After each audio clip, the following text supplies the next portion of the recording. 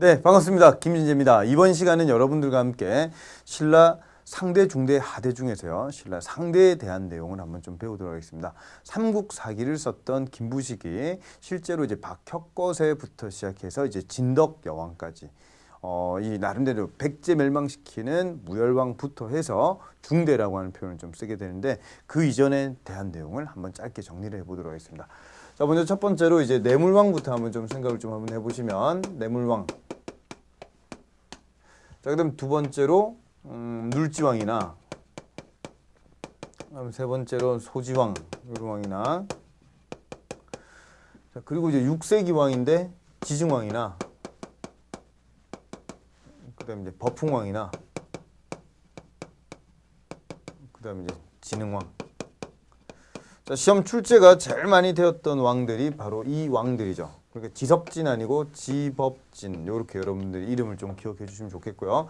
자, 이거 뒤쪽으로 한번 좀 오른쪽에 한번 좀 나타내 본다라고 한다면 한 진평왕이나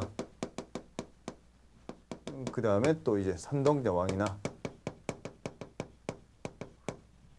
그 다음에 이제 진덕여왕, 여기까지 간략하게 한번 좀 보도록 하겠습니다. 자, 그러면 이제 내물왕 같은 경우에는 실제로 이제 원조를 해줬던 왕이 광개토 대왕이었죠. 이 광개토 대왕의 원정, 요걸 통해 가지고 실제적으로 이제 내물왕이 위기에서 벗어나면서 마립간이라고 하는 용어를 쓰게 됩니다. 마루 더하기 칸인데요. 대군장 요런 뜻을 이제 쓰면서 왕권이 안정적으로 이제 가게 된다라고 하는 겁니다. 자, 그리고 김씨가 독점적으로 왕을 세습을 한다. 자, 이런 것들이 바로 내물왕의 업적이니까 한마디로 얘기해서 기틀을 마련하는 이런 내용이 제일 큰 핵심이라고 생각이 됩니다. 자, 그럼 눌지왕 같은 경우에는 요건 하나 정도만 여러분 딱 기억을 해주시면 이 눌지왕과 바로 이제 백제 비유왕하고 낮에 동맹 맺는다. 신라와 백제가 동맹 맺는데 요때 고구려 같은 경우에는 장수왕이다. 이런 것도 하나 좀 기억을 좀 하시고요. 자, 그다음에 이제 소지왕 같은 경우에는 이 낮의 동맹이 나중에 가서 약간 좀 약화가 되는 듯한 느낌이 되니까 요거를 좀 강화를 시키는 이런 혼인 동맹. 백제 이제 동성왕이 나름대로 좀 이런 요청을 좀 많이 강화를 좀 했을 거야. 그래서 동성왕하고 이 소지왕하고 이렇게 혼인 동맹을 맺는데 동성왕은 본인이 직접 결혼하고 소지왕은 자기 밑에 이벌찬 1등급인 이벌찬의 딸인 비지라고 하는 이 사람의 딸, 이 사람과 결국 동성왕하고 혼인 동맹을 맺는다. 이런 내용과 함께 자, 그리고 또 하나 더 우역이라고 해서 도로를 좀 정비를 합니다. 도로 정비 같은 것들을 좀 하면서 나름대로 이제 어떤 국가적인 사업에 있어서의 그런 것들을 좀 한다라고 하는 것도 같이 기억을 좀 하시면 좋겠네요. 자, 눌지왕, 소지왕 이런 인물들은 5세기 왕들이다. 이렇게 좀 보시면 되겠고요.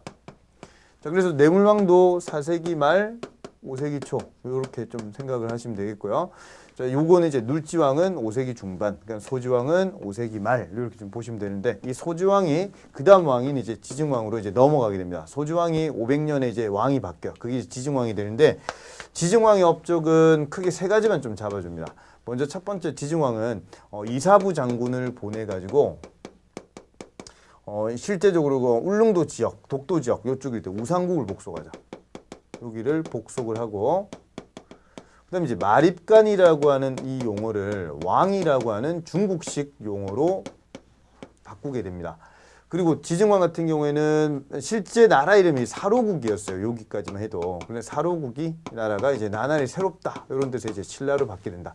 자, 이 세 가지를 먼저 지증왕은 꼭 좀 기억을 해 주셨으면 좋겠습니다. 자, 이거 말고도 뭐 많은 내용들이 있겠지만 요게 시험에 제일 많이 출제가 되는 그런 용어들이 되겠고요. 요거 말고 뭐 우경을 했다라든지 소를 이용해서 농사를 지었다. 이런 것들이나 아니면 뭐 순장을 금지했다. 이런 내용들도 자주 나오는 내용이니까 이것도 뭐 알아두시면 좋을 것 같아요. 그죠? 자, 근데 법풍왕은 이름에서 풍겨지시죠? 이 법이라고 하는 이 단어. 그죠? 법. 그러면 이때 율령이 반포가 됩니다. 율령 반포. 율령이 반포가 되니까 이때 국가적 체제에서 완성도가 상당히 높아진다라고 하는 거고. 자, 그다음에 불교를 공인합니다. 그러니까 여기서 우리 하나 기억해야 되는 인물이 바로 이차돈이라고 하는 이 하급 관리죠. 이 사람이 나름대로 이제 신성한 계림숲에 소나무를 베어서 절을 지으니까 결국 마을 유지들이 찾아와서 주기자라고 하죠. 결국 내 목을 치면 내 목에서 밀키스가 나오면 불교를 믿게 해달라 이런 얘기를 남기면서 결국 목을 치니까 흰피가 나왔죠. 그 불교 공인의 대표인물이 바로 이차돈이 되고, 그리고 이때 원래 불교가 눌지왕 때 수용이 돼요. 이게 수용이 되는데 이때 고구려로부터 들어오지만 이게 확대가 되지 못하다가 이때 가서 불교를 공인한다 이런 걸 좀 정리를 하시면 되겠고, 그다음에 이때 이제 병부라고 하는 그런 국방부 개념의 그런 부서도 나름대로 만들어지게 되면서 상당히 많은 내용들이 이제 법흥왕 때 던져지는데 이런 내용이 제일 큰 핵심이라고 보시면 되겠습니다. 자, 다음으로 이제 한 가지 더 하면 또 금강가야를 복속하죠. 금강가야를 멸망시킨다. 이것도 기억을 좀 해주시고요. 자, 그 다음에 진흥왕 같은 경우에는 특징이 전성기입니다. 이 당시 상대로 치면은 전성기면서 하지만 성왕을 좀 배신하게 되죠. 그래서 한강 유역을 장악을 하게 되지만